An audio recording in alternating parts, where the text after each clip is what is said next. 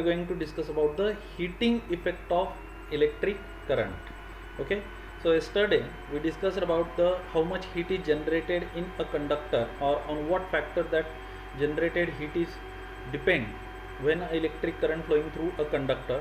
That is a heat, that is a Joule's law that we discussed yesterday. That is a heat generated in a conductor. It is directly proportional to the square of the electric current. It is directly proportional to the resistance of the conductor and the time for which the electric current flowing through it. Okay, now let us see in detail about the heating effect of electric current. When a resistor is connected in an electrical circuit, heat is produced in it due to the current. This is known as a heating effect of electric current. When electric current flowing through a conductor, it increases, and through a resistor, that is there must be a resistance high of this resistor. So if electric current is flowing through a resistor having a high resistance, then it increases the temperature of that resistance or this conductor. So it is called as a heating effect of electric current. ज्यावेळेस एखाद्या conductor मधून electric current flow होतो, जर तो कंडक्टरचा resistance जर का हाय असेल, रेजिस्टन्स जर जास्त असेल, तर त्या कंडक्टरचं टेम्परेचर वाढतं, त्याचं तापमान वाढतं. It is called as a heating effect of electric current. याला heating effect of electric current असं म्हणतात. Okay, equipment such as a water boiler, electric cooker, electric bulb make use of heating effect of electric current. हे कुठं वापरलं जातं? तर generally आपलं जे वॉटर बॉयलर वगैरे जे असतं, जे हीटर वगैरे जे असतं, किंवा रूम हीटर असतात, इलेक्ट्रिक कुकर असतं, इलेक्ट्रिक बल्ब आहे, हे साधं उदाहरण आहे जे प्रत्येकाच्या घरामध्ये असतं. Electric bulb, it make the use of heating effect of electric current. ह्या सगळ्या याच्यामध्ये heating effect of electric current हा फेनोमेनॉन तिथं वापरलेला असतो. Electrical conductors having a higher resistivity are used here.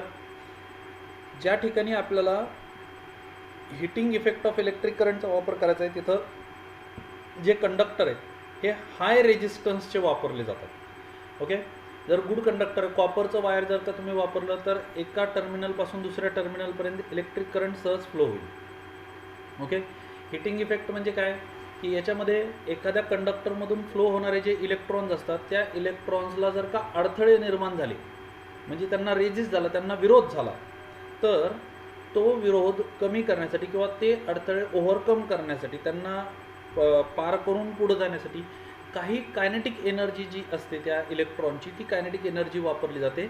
And here this kinetic energy is converted in to the heat energy. तिथं त्या kinetic energy म्हणजे त्याची जी गती असते इलेक्ट्रॉनची, तिचा वापर त्या ठिकाणी हीट एनर्जीमध्ये होतो. म्हणजे आपल्याला जर हिटिंग इफेक्टचा जर वापर करायचा असेल, तर जे कंडक्टर आहे ते कंडक्टरचा रेजिस्टन्स हाय असला पाहिजे. हाय रेजिस्टन्सचे कंडक्टर आपल्याला वापरावे लागतील. म्हणजे त्या ठिकाणी नायक्रोम सारखे पदार्थ जे, for example a coil made up of an alloy nichrome. Nichrome सारखं जे अलॉय आहे ते अलॉय आपल्याला त्या ठिकाणी वापरावं लागेल. Alloy nichrome is used in an electric heater cooker as a resistor. तिथं नायक्रोम जे, नायक्रोमचा वापर होतो त्या ठिकाणी रेजिस्टर म्हणून वापरण्यासाठी. नायक्रोम सारखं जे अलॉय त्याचा वापर होतो. While tungsten wire is used in an electric bulb. Tungsten wire electric बल्बमध्ये वापरलं जातं. Because of the current, this wire gets heated to nearly 3400 degrees Celsius and emits light. The hot wire also radiates heat to a certain extent. Okay, so जे tungsten wire आहे, ते tungsten wire आपल्या electrical बल्बमध्ये वापरलं जातं. आणि त्याचा melting point पण हाय असतो, साधारणतः ते 3400 डिग्री सेल्सिअसपर्यंत ते गरम होतं. And it emits the heat energy and light energy, आणि ते हीट एनर्जी आणि लाईट एनर्जी इमिट करतं. Okay, so heating effect of electric current. या ठिकाणी बघा, हे कॉईल वगैरे, असं कॉईल तुम्ही जे शेगडी वगैरे जी असते घरामध्ये, किंवा इथं बघा ही शेगडी आहे, कॉईल ऑफ कुकर, हां बरोबर, हे पण तुम्ही बघितलं असेल. अशा प्रकारचं कॉईल हे नायक्रोमपासून बनलेलं असतं. हां, हे या ठिकाणी जे हीटर वगैरे जे त्याच्यामध्ये कॉईल वापरलं जातं की ज्याचा रेजिस्टन्स हाय असतो, त्याच्यामुळे त्याच्यातून फ्लो होणारं जे इलेक्ट्रिक करंट आहे त्याच्यामुळं त्या कॉईलचं टेम्परेचर वाढतं. आणि जे heating effect of electric current जो आहे त्याचा यूज करून आपण त्याच्याकडून काम करून घेऊ शकतो. Always remember the unit of electric power is 1 watt is very small unit. Hence 1000 watt और 1 kilo watt is used as a unit to measure the electric power in practice. Okay, generally watt हे unit जे आहे हे खूप लहान होतं electrical पॉवरसाठी, त्याच्यामुळं 1000 वॅट म्हणजे किलो वॅटमध्ये इलेक्ट्रिकल पॉवर जी आहे ती इलेक्ट्रिकल पॉवर जनरली मोजली जाते रोजच्या याच्यामध्ये. If 1 kilowatt power is used for 1 hour, it will mean 1 kilowatt into 1 hour of electrical energy is used. Okay, so 1 kilowatt power it is used for 1 hour. 1 kilowatt power जर का 1 तासासाठी जर वापरली गेली, 1 kilowatt power जर 1 तासासाठी जर वापरली गेली means 1 kilowatt into 1 hour electrical energy is used, and this 1 kilowatt into 1 hour it is also called as a unit. 1 kilowatt into 1 hour याला युनिट असं म्हणतात. म्हणजे जे आपल्या घरी मीटरची जी रिडिंग वगैरे जी असते ते युनिट पडत असतात बघा, आणि ते युनिट जे आहेत एका महिन्यामध्ये तुम्ही किती युनिट वीज वापरलं त्याच्यानुसार तुम्हाला बिल येत असतं. So 1 kilowatt hour is equal to 1 kilowatt hour means 1000 watt into 3600 second, that is a 3.6 into 10⁻⁶ watt second. Watt second means joule.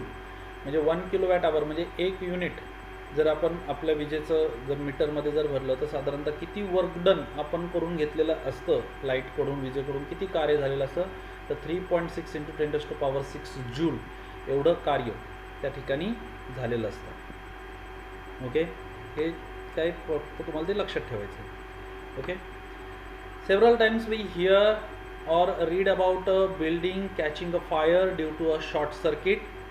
Sometimes if we switch on an equipment in our house, the electrical fuse wire melts and the electric supply shuts down. Let us discuss about the cause briefly. Okay, generally आपण short circuit बद्दल बोलत असतो किंवा बऱ्याच वेळेस असं होतं की आपल्या घरचं फ्यूज उडतं, फ्यूज जातं. ओके, म्हणजे फ्यूज वायर जी अचानक जर का पॉवर जास्त झाली, लाईट जर जास्त आली तर ते फ्यूज वायर जे असतं ते तुटलेलं असतं, मेल्ट झालेलं असतं आणि आपल्या घरातला सप्लाय फक्त बंद होतो. ओके, सो या फेनॉमेनॉनबद्दल आपण या ठिकाणी थोडंसं बघणार आहे. The home electrical connection consist of a live, neutral and earth wire. आपल्या घरी जे काही कनेक्शन आलेलं असतं, आपल्या घरामध्ये जे कनेक्शन असतं ते साधारणतः याच्यामध्ये 3 वायर असतात बघा. एक असतं लाईव्ह वायर की ज्याच्यामधून इलेक्ट्रॉन हे आपल्या घरामध्ये येत असतात किंवा कुठल्याही इक्विपमेंट जे असतं त्या इक्विपमेंटमध्ये इलेक्ट्रॉन हे जात असतात लाईव्ह वायर थ्रू. दुसरं जे वायर असतं ते न्यूट्रल वायर असतं आणि तिसरं जे वायर असतं ते अर्थ वायर असतं, ज्याला आपण अर्थिंग असं म्हणतो. Okay, now the home electrical connection consist of a live, neutral and earth wire. The live and the neutral wire have a potential difference of 220 volt. Okay, किती wire आहे? 3 wire आहे. त्यातलं live wire आणि neutral wire जे आहे यांच्यामध्ये जे potential difference आहे तो 220 वोल्ट आहे बघा. हे फिल इन द ब्लँक्समध्ये वगैरे तुम्हाला जर का किंवा MCQमध्ये जर विचारलं तर तुम्हाला माहिती पाहिजे की लाईव्ह वायर आणि न्यूट्रल वायर याच्यातला पोटेन्शियल डिफरन्स 220 वोल्ट इतका आहे. The earth is connected to the ground.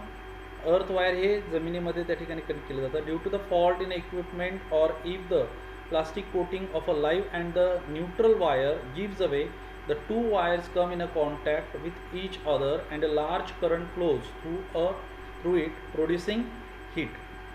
If because the that is a plastic coating, it is plastic coating जी असते वायरची ती जर का खराब झालेली असेल किंवा वायर जर का खूप जुने झालेले असतील, ती प्लास्टिक कोटिंग जी असते सारखं बघा कसं असतं की तुमचं जे इलेक्ट्रिकल वायर आहे त्याच्यामध्ये ज्या वेळेस इलेक्ट्रिकल एनर्जी त्याच्यातून पास होत जाते तर तुम्ही किती वेळ वापरताय याच्यानुसार त्याच्यामध्ये हीट प्रोड्यूस होत असते. तर त्या हिटिंग इफेक्टमुळं काय होतं, बऱ्याच वेळेस ते वायर वगैरे जे असतात त्यांना क्रॅक जातात बघा, त्यांना क्रॅक गेलेले असतात. म्हणजे खूप जुनं जर झालेलं असेल ते वायर तर त्याच्यावरचं जे इन्सुलेशन असतं ते इन्सुलेशन निघून जातं आणि त्याच्यावरचं इन्सुलेशन निघून गेल्यामुळं काय होतं की जे लाईव्ह वायर आणि न्यूट्रल वायर जे असतात ते लाईव्ह वायर आणि न्यूट्रल वायर ते comes in a contact with each other. ते एकमेकाच्या कॉन्टॅक्टमध्ये येतात आणि एक large amount of electric current flowing through it which increases the temperature of that area. So if any inflammable material such as wood, cloth, plastic, etc. exist around that place, it can catch a fire. Therefore,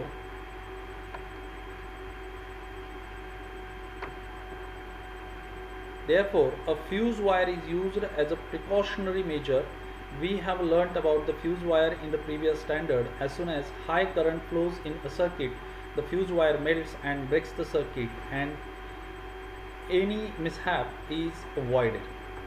Okay, so that's why the fuse wire, it is used when a large amount of electric current is flowing through any particular area. Then this fuse wire melts and it breaks the circuit and avoid the mishap. Okay, so how fuse wire works, that we learned in a previous standard. 9वीला आपण ते शिकलेलो आहे की fuse wire वगैरे कशा पद्धतीने असतं, कुठल्या मटेरियलचं ते बनलेलं असतं. आणि मॅक्झिमम इलेक्ट्रिक सप्लाय जो आहे तो मॅक्झिमम इलेक्ट्रिक सप्लाय अवॉइड करण्यासाठी, फ्लो होणारा electric supply, excess of electrical current avoid करण्यासाठी आणि आपले जे काही इक्विपमेंट असतात ते वाचवण्यासाठी त्या ठिकाणी ते वापरलं जातं. Okay, now let us see next part.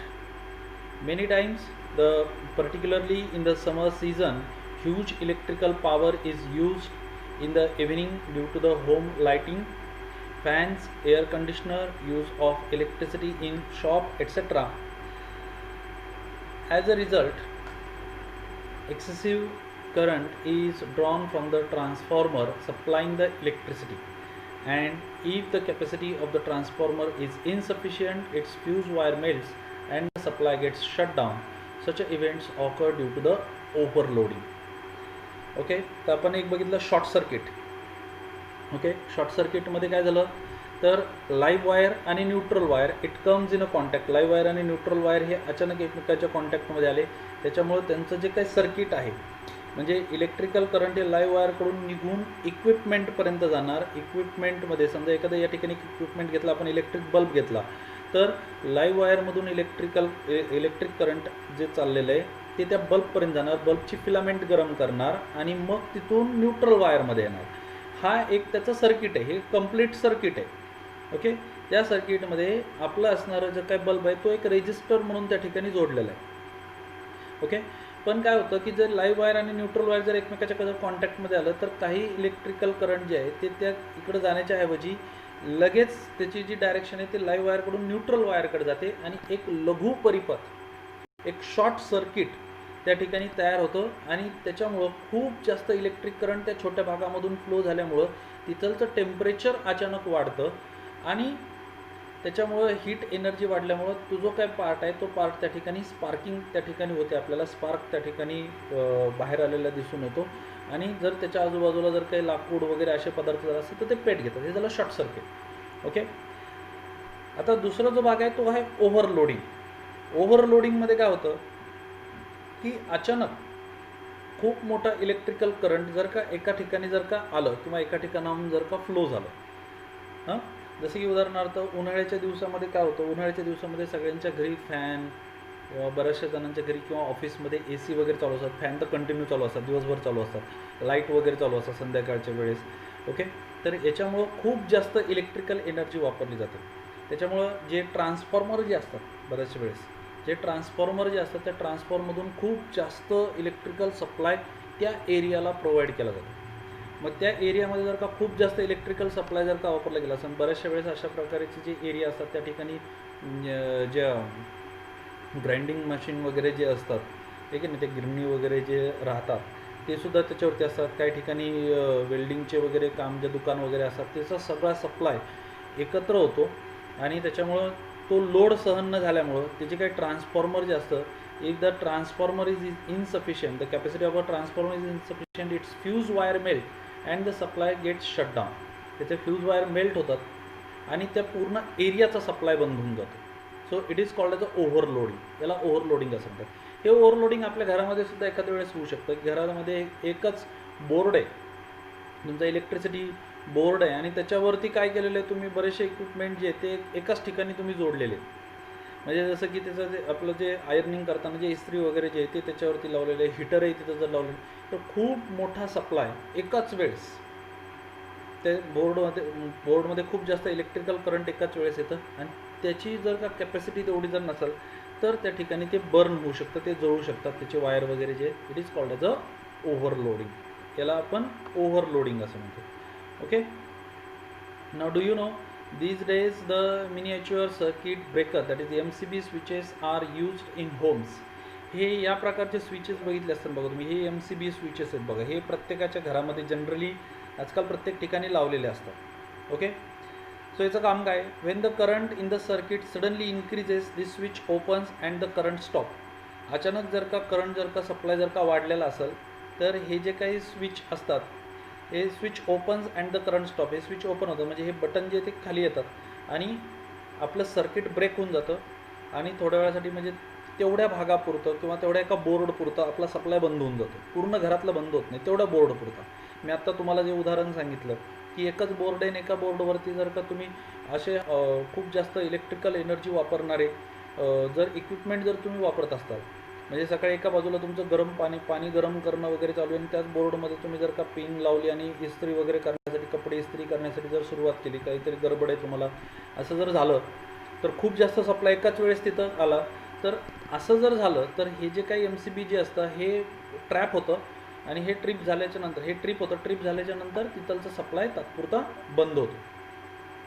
For the entire house however the usual fuse wire is used. पूर्ण घरासाठी एक युज्युअल फ्यूज वायर वगैरे वापरलं जातं की जे आपलं मेन ज्या ठिकाणी मीटर वगैरे असतं त्याच्याच बाजूला फ्यूज वायर असतं की घरामध्ये येणारा सप्लाय जर का अचानक जर जास्त आला तर तो त्या ठिकाणी काय करू शकतो, मेल्ट होतो फ्यूज वायर आणि तात्पुरत्या याच्यामध्ये म्हणजे आपले जे इलेक्ट्रिकल अप्लायन्सेस जे असतात की ज्याचे नाजूक पार्ट असतात बरेचसे, तर ते आपले वाचू शकतात. ओके, तर this is all about the heating effect of electric current.